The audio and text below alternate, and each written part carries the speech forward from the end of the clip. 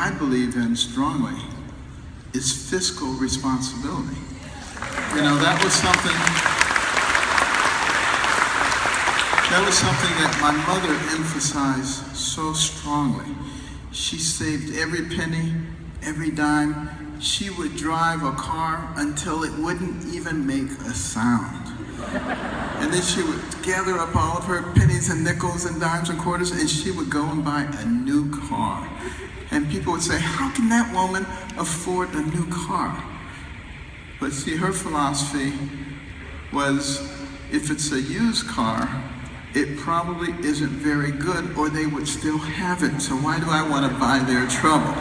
And I think that was, and she was very wise like that.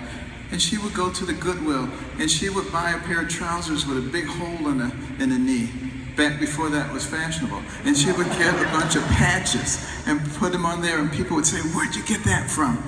And I truly believe that if my mother were the Secretary of Treasury, we would not be in a deficit situation. Because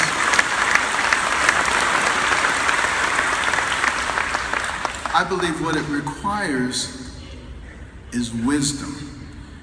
You know, there are some who would have you believe that the only people capable of solving our problems are people with many years of elected political experience. You know? But you know, if you add up all the years of elected experience in our Congress, it comes out to 8,700 years.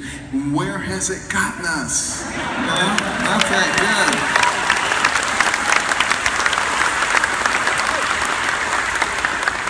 Now, that's not to say that all elected officials are bad people. It is simply to say that everybody thinks that what they do is the most important thing.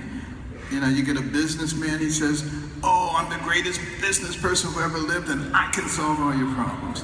And then you get somebody who's a politician, you know, I've been doing this for 20 years, and I know how to solve all the problems. And whatever it is that they do, they're the greatest.